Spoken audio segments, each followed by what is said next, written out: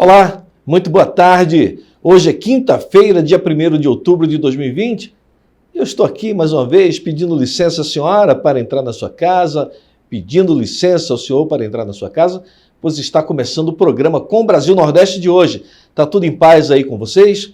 Eu fico muito feliz de você permitir que eu entre no seu santuário, que é a sua casa, onde você se abriga, onde você acolhe os seus, a sua família. Muito obrigado por essa acolhida à TV Com Brasil, viu? Em especial ao programa Com Brasil Nordeste.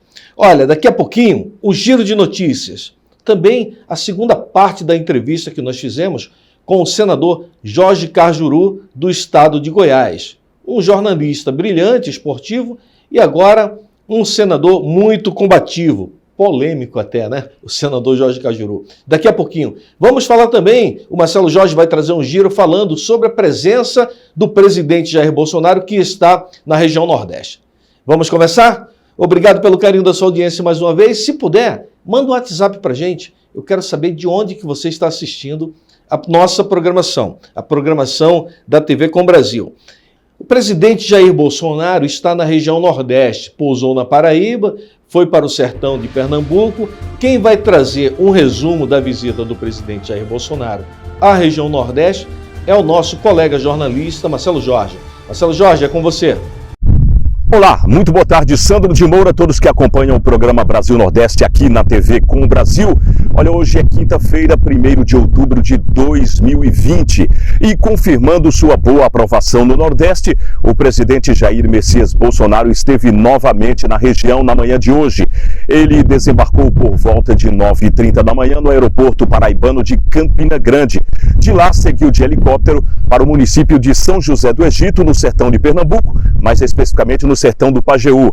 Lá o presidente realizou a inauguração da adutora do Pajeú e também a terceira etapa da mesma adutora. Seguiu ainda para o sertão do Mochotó, sobrevoou o município de Santa Cruz do Capibaribe, onde o Sandro de Moura já esteve no início desse ano, é o polo têxtil de Pernambuco, e regressou até Campina Grande, de onde seguiu de volta para Brasília.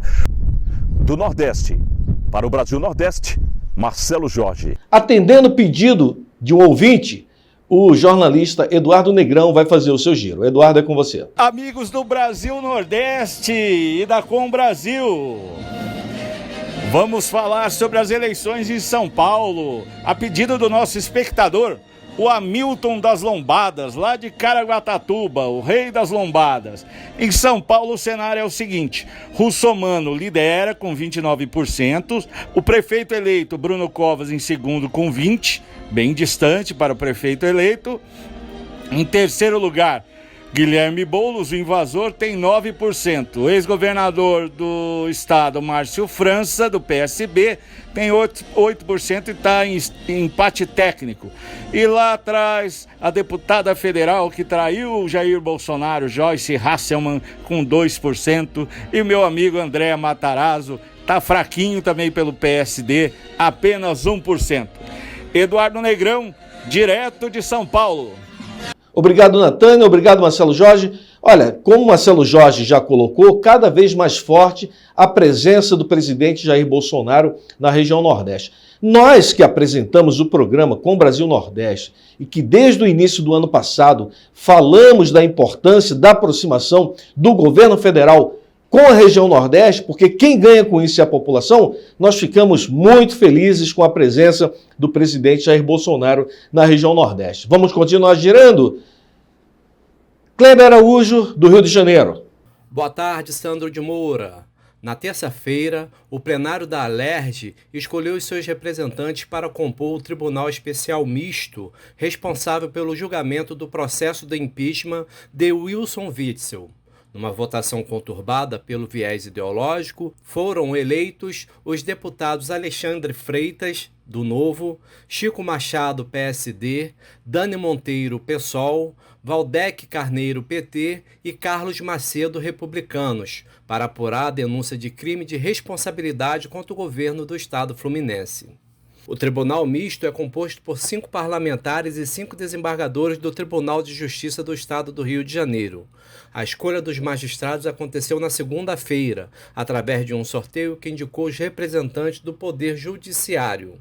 A partir da sua formação, o colegiado terá 120 dias para decidir o futuro de Wilson Witzel. A sessão inaugural está marcada para essa quinta-feira, quando será definido o roteiro para ser seguido no julgamento e o relator que ficará responsável pelo processo.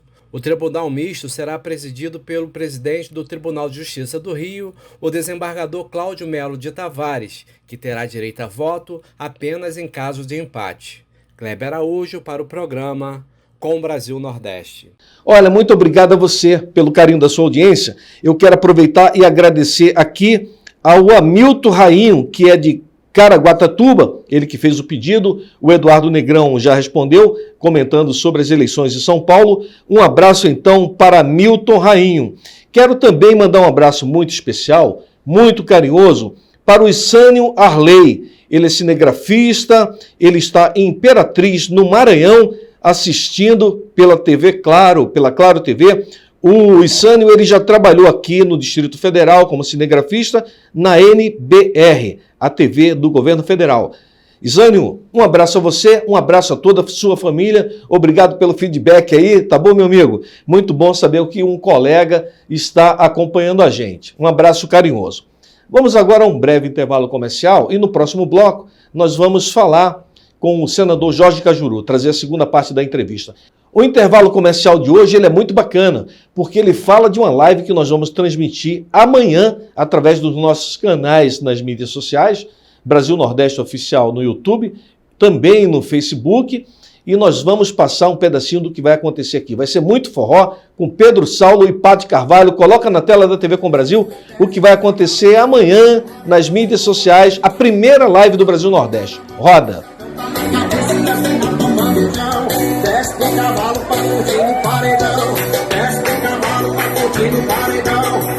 Quero continuar recebendo o seu WhatsApp, tá bom? Quero mandar um abraço para você, quero abraçar você, a sua cidade, quero dizer um muito obrigado, passa um zap pra gente. Vamos agora assistir a segunda parte da entrevista com o senador Jorge Cajuru, um senador muito ativo, muito polêmico. Agora, o senador, ele fez aí algumas proposições e aprovou muito interessante, protegendo o diabético, em especial as crianças, iniciando o tratamento logo cedo, né? Esse foi um dos projetos muito interessante, importante do ponto de vista da saúde pública, do senador Jorge Cajuru. Vamos à entrevista. Eduardo Negrão. Senador, o senhor falou de Portugal e nós temos uma personalidade pública que adora Portugal.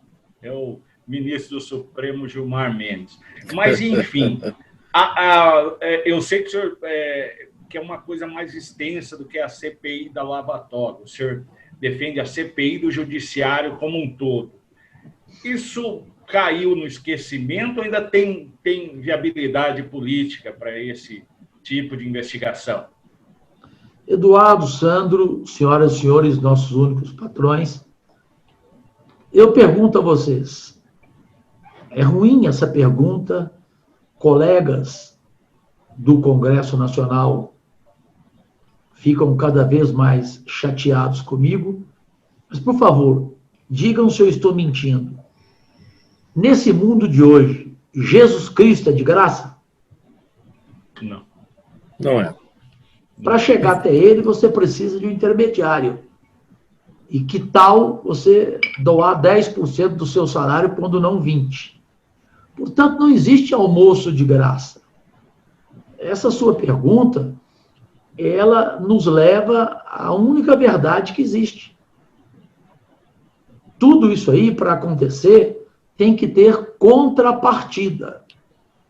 Sem a contrapartida, não vai existir em qualquer uma das formas do seu questionamento. Seja CPI do Judiciário, seja CPI do esporte, que o presidente do Senado não aceitou, do esporte com 40 e poucas assinaturas. A do Judiciário já foi mais difícil. Ela chegou a 28, depois um retirou, Ela foi muito mais cruel. Seja pedido de impeachment de uma figura nefasta e corrupta como Gilmar Mendes, por tudo que ele fez até hoje no Brasil. Quando eu falo Brasil, é lá dentro do Supremo Tribunal Federal. E qual a resposta para você dar numa entrevista como essa aqui, em que a liberdade de expressão é o nosso maior prazer, aqui não há censura, só não ocorre porque tudo na vida existe contrapartida. E, ao mesmo tempo, nada existe sem o almoço de graça. O almoço não é de graça. Alguma coisa tem que acontecer em troca. Então, o presidente do Supremo Tribunal não pôde colocar em pauta não só essas matérias, como tantas outras, como o fim da reeleição, que foi o meu primeiro projeto em fevereiro, quando eu entrei, porque as pessoas que estão contra ele têm o rabo preso dele. Ele assumiu o Senado tendo 2 investigações gravíssimas contra ele no Amapá. Então, o que ele ia fazer? Enfrentar o Supremo Tribunal Federal? E aí não é só ele. Quantos outros que poderiam estar no lugar dele na presidência do Senado e que também não poderiam agir assim? Daí aquela pergunta anterior de vocês dois, tanto o Eduardo como o Sandro. Como você imagina uma Leila, presidente do Senado, e aí coloca o meu nome, um Cajuru, candidato à presidência do Senado, um Lazier, um Álvaro, nós vamos perder e vamos perder sabendo o motivo pelo qual perdemos. O motivo é esse, não temos rabo preso. Aí não tem como se moldar esse status quo que aí está, né, senador?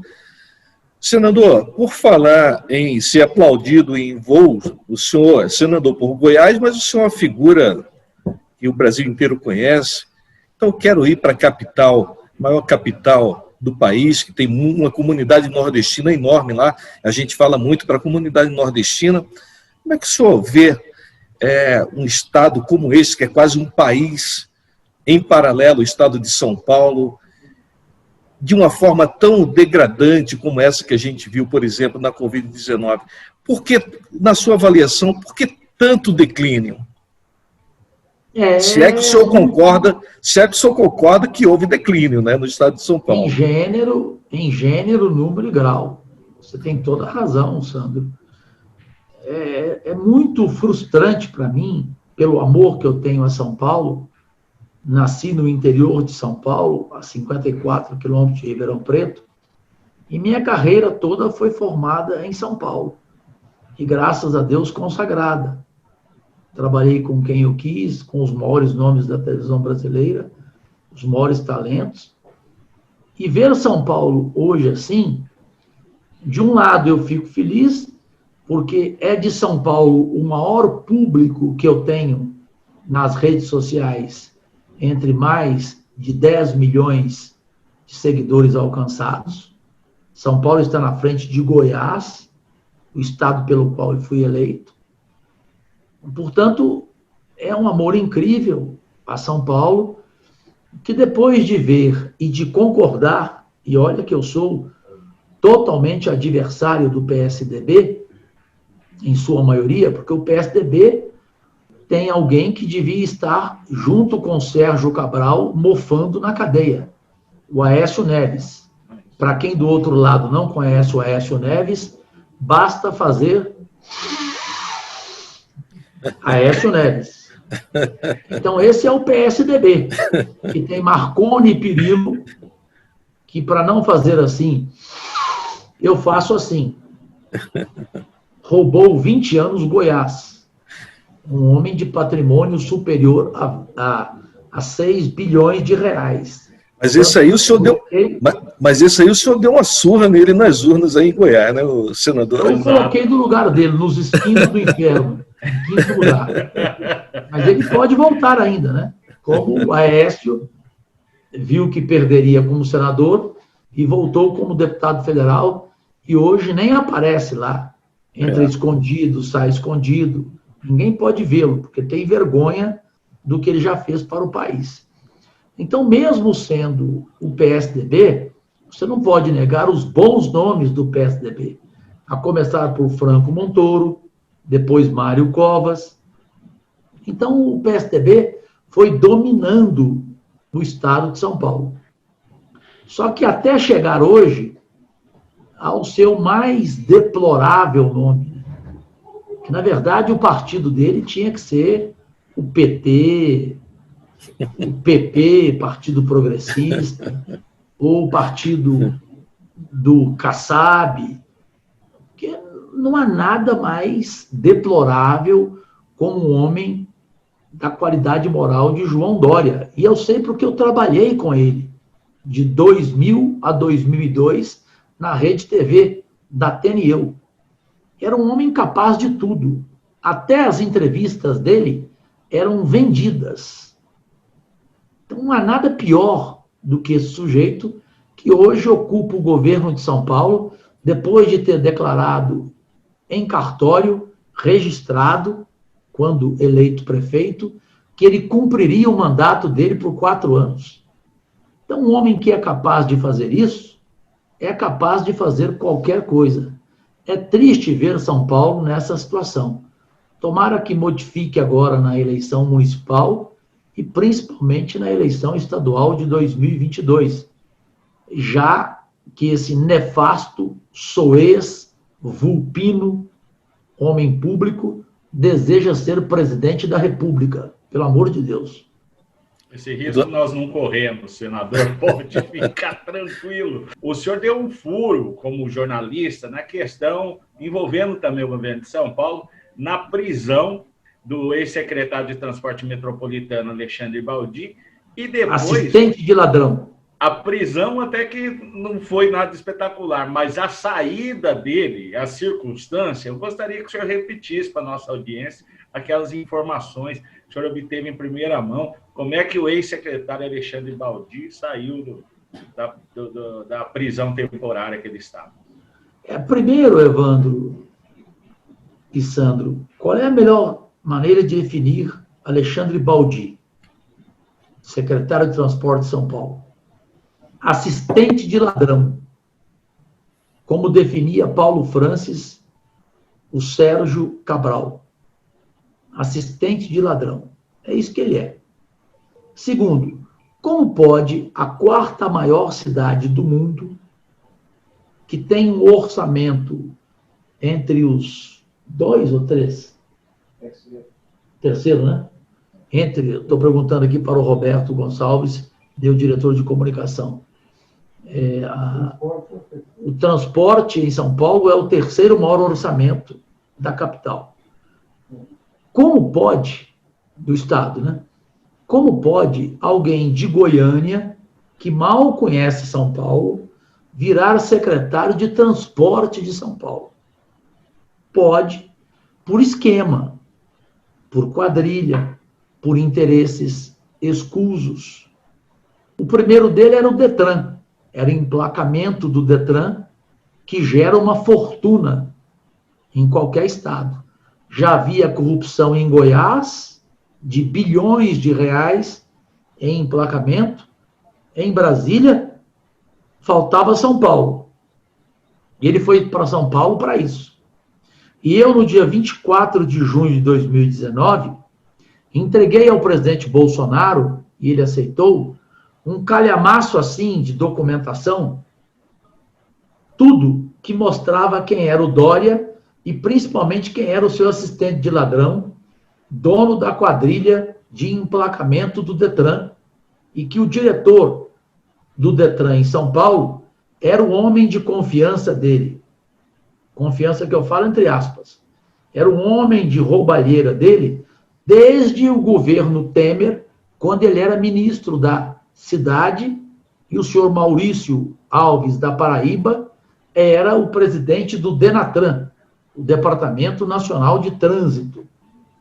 Quando eu entreguei tudo para o presidente Bolsonaro, e eu estava com testemunha, com o meu assessor Cláudio, ele, presidente, mandou chamar o ministro Sérgio Moro, na época, o ministro Tarcísio de Freitas, na hora exata, e o diretor da Polícia Federal em Brasília, Dr. Fábio Galvão. E disse aos três: apurem tudo isso aqui que o senador Cajuru está trazendo, isso é sério, e demita quem tiver que demitir e ponha na cadeia. Em um mês, o Sérgio Moro fez o papel dele. Botou o Ministério Público Federal para apurar essa corrupção do Detran em São Paulo. Apurou, comprovou. Quando o João Dória tomou conhecimento, ele não tinha outra alternativa. O que ele fez? Demitiu o diretor do Detran em São Paulo, o paraibano Maurício Alves. Mas não demitiu o secretário de Transportes, chefe da quadrilha, Alexandre Baldi. E aí teve que esperar o quê? Acontecer o que nós vimos acontecer. A Polícia Federal, 6h30 da madrugada, prendê-lo na casa dele por ter roubado, não do Detran. Do Detran ainda a Polícia Federal não chegou, até onde é verdade. Ela chegou ao dinheiro que ele roubou antes na saúde. O sujeito que rouba dinheiro na saúde, ele não tem que ir para a cadeia. Desculpe a expressão, Evandro e Sandro, senhoras e senhores. Quem rouba dinheiro da saúde, para mim, tem que ir para o inferno. Para mim, tem que ser pena de morte. É o que eu penso. Negrão, a gente está chegando ao final do nosso tempo. Eu vou pedir ao senador que faça as considerações finais. Antes, agradecendo aqui muitíssimo ao senador Cajuru por atender a gente, falar com a gente. A tela da TV Com Brasil está aberta para que o senhor faça suas considerações finais e deixe a sua mensagem ao povo brasileiro. Bem, a tela, ao público extraordinário que vocês possuem, a credibilidade que o programa de vocês tem, eu já sabia. Apenas o meu pedido de perdão esclarecedor. Eu não fui eleito para dar entrevista. Eu fui eleito para trabalhar aqui em Brasília o dia todo, ir a ministérios, buscar emendas, e não é só para Goiás, é para outras cidades do Brasil, porque aquilo que você falou, Sandro, eu recebo telefonema o dia inteiro no gabinete 16, 0 operadora 61, 33, 03, 28, 44, e o Brasil inteiro acha que eu sou senador de todos os estados. Aí eu tenho que falar, não, amigo, mas aí no seu estado tem 3 senadores, procure um deles. Mas não, eu quero falar com o senhor, Cajuru. Então é uma situação difícil que eu não posso ficar o dia todo dando entrevistas. Certamente. O que eu faço? Eu procuro o quê? Atender a todos, de acordo com a credibilidade de cada um, porque tem emissora que não vale a pena você dar entrevista. Eu falei aqui no começo. Eu dei uma entrevista para uma empresa nacional e me jogou contra todo o Senado, todo o Congresso. Eu não falei que todo o Congresso é chiqueiro. Falei que parte dele é. E é mesmo. Agora, eu nunca generalizo. Então, portanto, você tem que escolher para quem dá a entrevista. E o dia como o de hoje, segunda-feira, é mais tranquilo, porque não tem sessão. Como agora, a campeã mundial de vôlei feminino, esposa do Bernardinho, a Fernanda Venturini, veio falar comigo de um projeto sobre escolas importantíssimo, sobre drogas na escola, sobre crack nas escolas. Aí você tem que atender por prazer, e a conversa dura 1 hora. Eu peço desculpas a vocês se antes não pude atendê-los, mas não foi de propósito. Pelo amor de Deus. De propósito é o que está acontecendo aqui, e teremos outras oportunidades, tanto você, Sandro, como recordar o Eduardo, pelas vezes que conversamos, pelo bem do futebol, né, esse futebol hoje tão difícil de discuti-lo, mas então falar com vocês e com o público de vocês é um prazer. Só tenham paciência, às vezes, em relação ao dia exato para essa nossa conversa. Eu sou assim, sou sincero. Qualquer outro político no meu lugar ia falar, não, estava à disposição, houve algum engano, a secretária não falou comigo. Não. Eu sou sincero, sou direto e vou morrer assim. Muito obrigado, Deus e saúde a vocês e a todos que nos acompanham. Senador, muito obrigado. Obrigado à sua assessoria, que foi muito gentil, muito atenciosa. Deus abençoe muito aí o seu trabalho. Obrigado a vocês que nos acompanharam até agora. Senador Jorge Cajuru, até a próxima. Até a próxima, e ela vai acontecer, porque Deus quer. Obrigadíssimo, agradecidíssimo. Assim seja.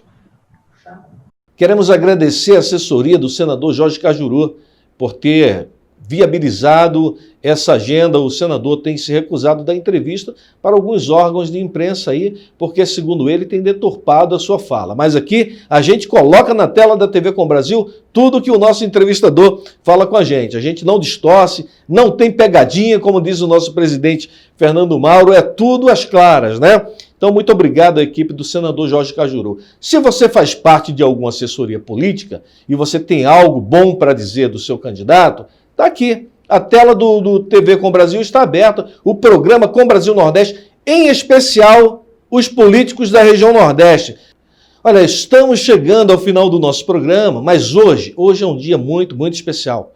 Hoje é o Dia Internacional do Idoso. Você sabia disso? Então, se nós estamos aqui, é porque alguém veio e pavimentou o nosso caminho.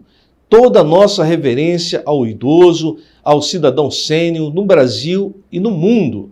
Então, para homenagear os nossos idosos, vamos finalizar o nosso programa de hoje com a fala do presidente da Associação Brasileira do Cidadão Sênior, a Abrax, que é o Dr. Mauro, que faz um trabalho junto aos idosos. Ele é também conselheiro, ele também faz parte do Conselho Nacional do Idoso aqui em Brasília. Dr. Mauro, é com você. Olá, hoje é dia 1º de outubro, data em que comemoramos o Dia Internacional da Pessoa Idosa, assim também como a Lei 10.741, que é o Estatuto da Pessoa Idosa, que entrou em vigor desde 2003 para garantir às pessoas com 60 a mais direitos e uma maneira de viver num país com dignidade que lhe promova a possibilidade de exercitar seus direitos civis de forma plena. Também nesta data é um momento de lembrarmos que o idoso precisa ser respeitado e precisa ser protegido no nosso país, porque se trata de uma pessoa vulnerável. Então, o dia 1º de outubro, além de servir como momento para comemorarmos conquistas com relação aos idosos, é um momento também de pensarmos em como promover a participação maior dessa população na vida política e social brasileira.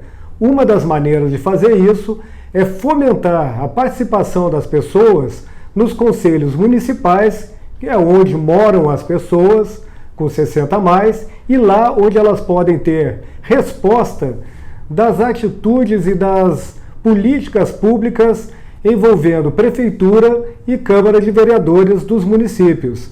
Então, precisamos fomentar para que sejam criados os conselhos organizados e utilizados os fundos nacionais do idoso para promover uma vida mais digna, uma vida mais prazerosa para as pessoas com 60 a mais. É por isso que hoje estamos aqui comemorando e também alertando de tudo que precisamos ainda conquistar. Agora é com você, Sandro. Um abraço a todos. Estamos chegando ao final do nosso programa. Muito, muito agradecido a Deus, agradecido também a você, agradecido à senhora, agradecido ao senhor, agradecido a garotada que também tem enviado o WhatsApp para a gente. Muito obrigado pelo carinho da audiência de vocês.